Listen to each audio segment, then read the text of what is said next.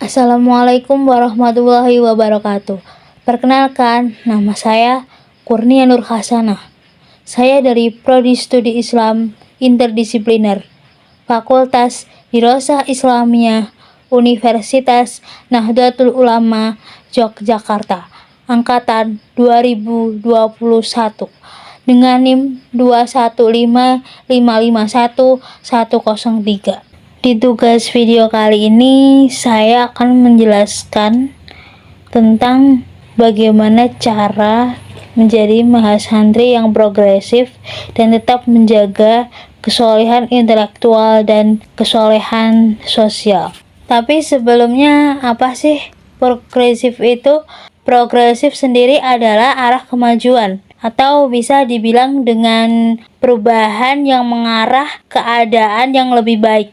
Contohnya seperti orang yang mencari ilmu tidak menambah wawasan, maka dikatakan ia belum berkembang. Karena apa? Karena jika orang itu ingin berkembang, maka ia itu harus mau berusaha mencari dan menambah wawasan pengetahuan sebanyak-banyaknya lah, karena ilmu itu penting bagi kita untuk kedepannya. Maka dari itu, sebagai mahasantri yang progresif, kita harus tetap menjaga kesolehan intelektual dan kesolehan sosial. Dan apa sih kesolehan intelektual itu? Kesolehan intelektual adalah bagaimana seseorang membangun keilmuannya, gagasan dan juga ide yang mengedepankan kaidah-kaidah rasional maupun objektif.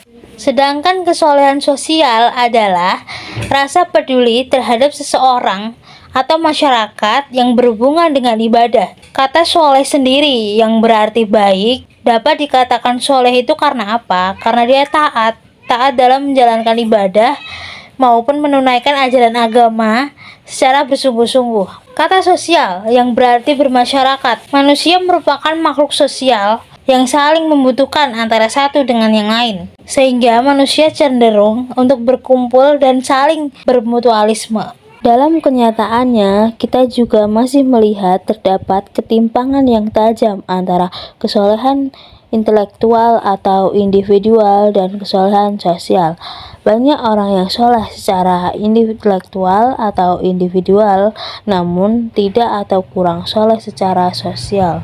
Dalam Islam, sebenarnya kedua corak kesolehan itu merupakan suatu kemestian yang tak usah ditawar. Keduanya harus dimiliki seorang muslim, baik kesolehan intelektual maupun kesolehan sosial.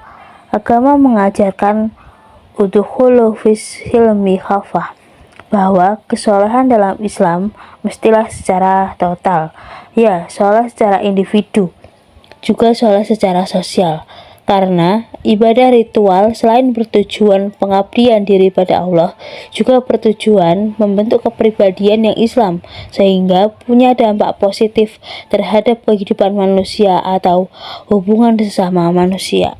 Karena itu, kriteria kesolehan seseorang tidak hanya diukur dari ibadah, sholat, dan puasanya, tapi juga dilihat dari sosialnya atau nilai-nilai dan perilaku sosial yang berupa kasih sayang pada sesama, sikap demokratis, menghargai orang lain, cinta kasih, penuh kesantunan, harmonis dengan orang lain, memberi dan membantu sesama. Dalam sebuah hadis dikisahkan bahwa suatu ketika Nabi Muhammad SAW mendengar berita tentang seseorang yang rajin sholat di malam hari dan puasa di siang hari, tapi lidahnya menyakiti tetangganya. Apa komentar Nabi tentang hadis dia? Singkat saja, ia di neraka, kata Nabi. Hadis ini memperlihatkan kepada kita bahwa ibadah saja belum cukup. Ibadah meski dibarengin dengan kesolehan sosial. Maka dari itu, kesolehan mencakup hubungan baik dengan Allah, hablum minallah, hubungan baik dengan sesama manusia, hablum minannas, dan hubungan baik dengan alam, hablum minal alam. Dengan demikian, Islam bukan agama individual. Ajaran Islam yang dibawa Nabi Muhammad adalah agama yang dimaksudkan sebagai rahmat bagi semesta alam. Agama yang tidak hanya untuk kepentingan penyembahan dan pengabdian diri kepada Allah semata, tapi juga menjadi rahmat bagi alam semesta. Karena itu, dalam Al-Quran, kita jumpai fungsi manusia itu bersifat ganda. Bukan hanya sebagai abdi Allah, tapi juga sebagai khalifatullah. Khalifatullah yang berarti memegang amanah untuk memelihara, memanfaatkan, melestarikan, dan memakmurkan alam semesta. Karena itu, mengandung makna hablum minan nas wa hablum minal alam.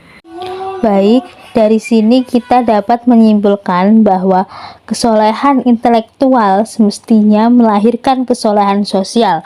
Namun dalam kenyataannya, selama ini terkesan bahwa banyak orang yang ibadah mahdanya baik, tapi ternyata tidak memberi bekas dalam perilaku sosialnya. Sholat jalan terus, tapi perilaku buruk lainnya juga jalan terus. Sikap iri, dengki, kurang bertanggung jawab pada tugas, kurang amanah, kurang memiliki semangat kerja, serta sikap yang melukai dan menyakiti orang lain. Cukup itu saja yang dapat saya sampaikan. Kurang lebihnya mohon maaf. Wassalamualaikum warahmatullahi wabarakatuh.